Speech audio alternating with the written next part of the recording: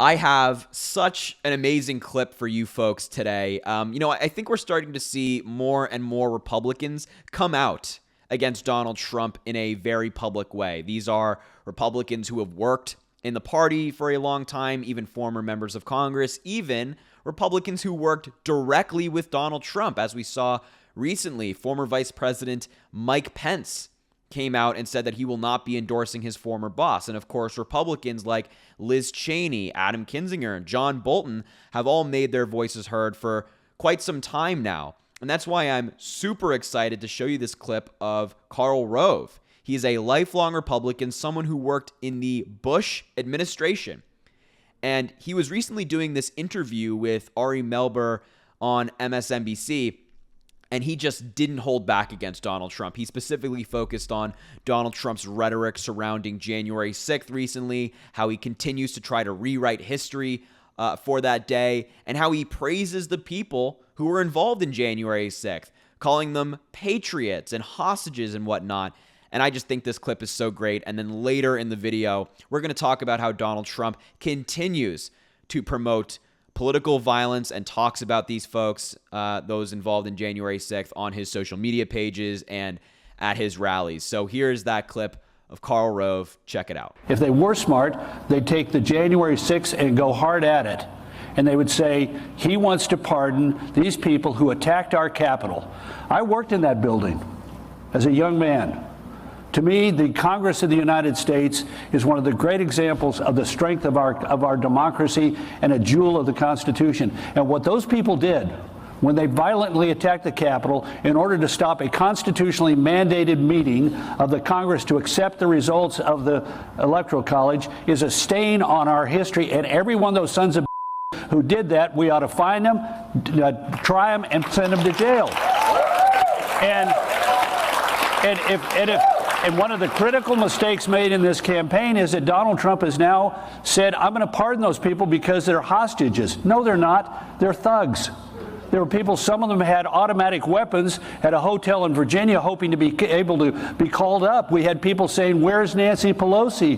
We had people who were, taking desks and sitting at the desk of the Speaker of the House and attempting to, find people in order to bring them to justice and saying yelling at the police, kill them all.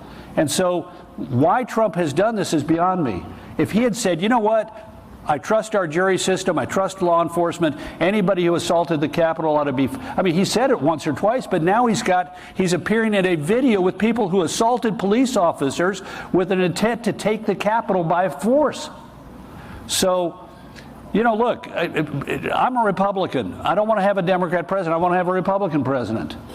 But we're facing as a country a decision, and everybody gets to make it, as to what kind of leadership we're going to have. And to me, it is a mistake on the part of the Trump campaign to allow the president's impulses to identify himself with the people who assaulted the Capitol rather than people who stand for law and order. Yeah, that was some very harsh criticism and some much needed truth. We need more Republicans out there kind of saying these things that are very common sense, that, you shouldn't beat police officers. Yeah, January 6th was bad. And no, these people are not hostages. They're being held accountable for what they did on January 6th. I have two quick comments, though, I want to make on this video. One, I somewhat disagree with something he said. He said, I have no idea why Donald Trump is doing this. It's beyond me.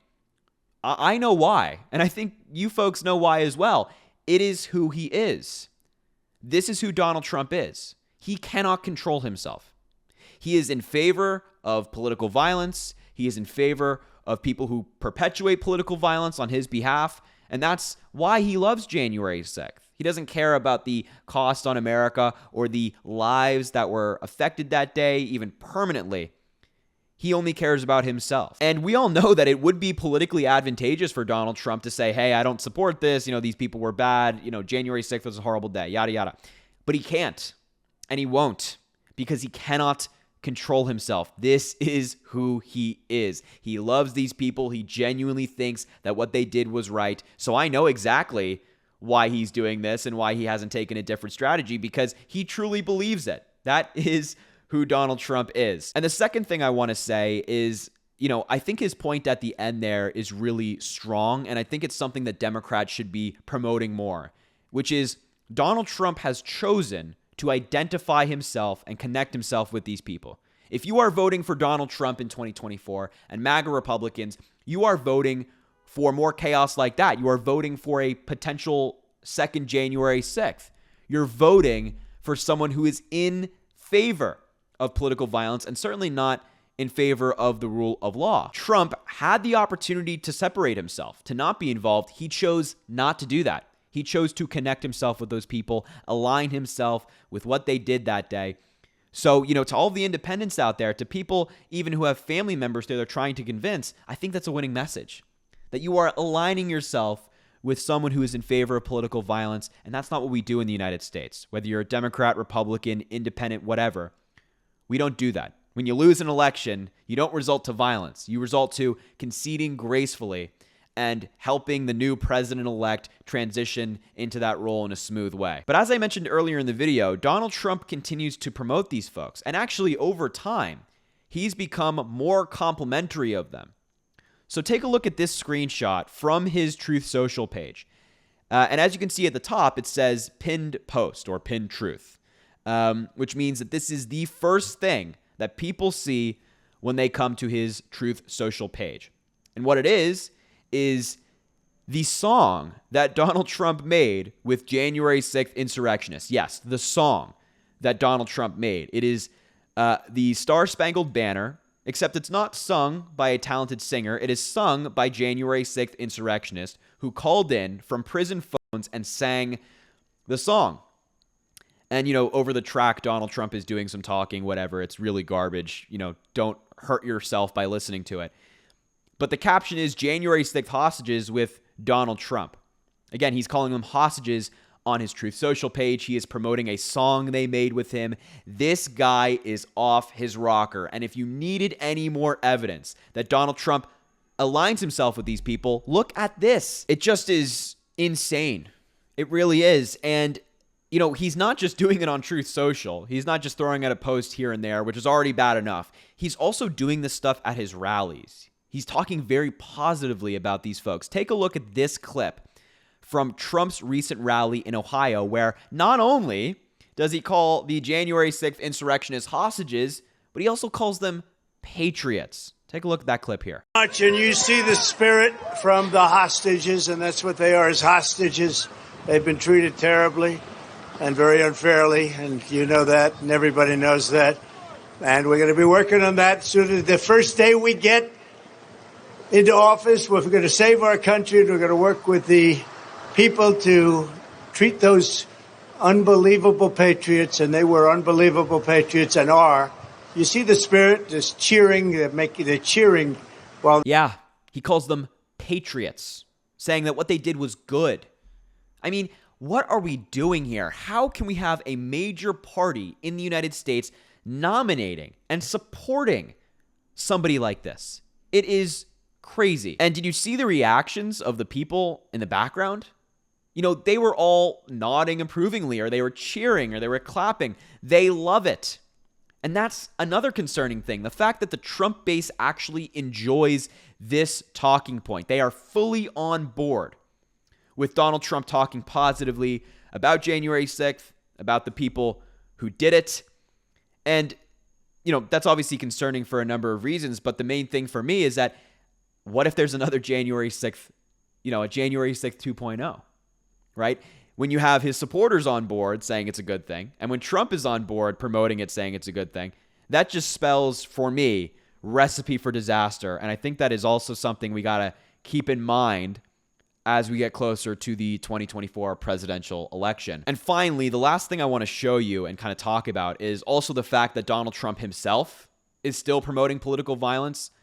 Like, he's not just talking about one event in history and speaking positively about it. Again, as I said earlier, which would already be bad enough. That would already be terrible and irresponsible and disgusting. But he's also doing it himself. And here's a ABC News headline talking about a Biden campaign statement that was put out recently saying, quote, Trump is inciting political violence, sharing the Biden hogtied video. And I'm sure you saw this in the news. But Trump on Truth Social recently posted a video of different trucks and cars driving in New York City in support of him. And one of the pickup trucks included a picture or design on it that had a picture of President Biden hogtied on his side with his eyes closed, kind of saying that Biden's in his truck. And Trump shared that video. And that went viral on Truth Social, went viral on different social media platforms. And Trump himself put it on his account. And when this was realized by the Trump campaign and Trump himself, they didn't come out and apologize. They didn't come out and say, this was a total mistake. We didn't see it. We retract this and it's wrong. And nobody should be doing things like this. No. They doubled down. They doubled down. They said it was okay and that Donald Trump didn't, directly drive the car or he didn't put the design on the car. So he is, absolved of any criticism and any wrongdoing.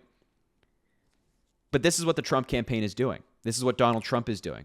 They're threatening political violence and they are praising the people who have engaged in it. We are in a very important moment in American politics. We know what the choice is in 2024. It's in front of us.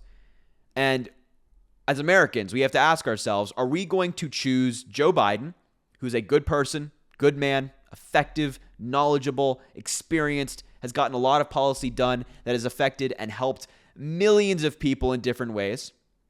Or are we going to choose Donald Trump, the proven sexual abuser, proven fraudster, who is facing 88 felony charges, among other cases, and who is also promoting political violence, saying that the people who engaged in it are patriots and hostages? We are better than Donald Trump. I fundamentally believe that we as Americans and as a country are better than Trump. And I think that Democrats and all of us need to be hammering this home until the election. Like, Donald Trump likes these people. He promotes it. He talks positively about it. And that's not okay. And we can do better. So anyway, folks, that's going to wrap up the video for today. Make sure to subscribe down below. It goes such a long way. I really appreciate it. Of course, like the video, comment, let me know what you think, and share the video with anybody you think needs to see it. And as I always say at the end of these videos, if we work hard, if we persevere, we will get President Biden reelected in 2024 and end the MAGA movement.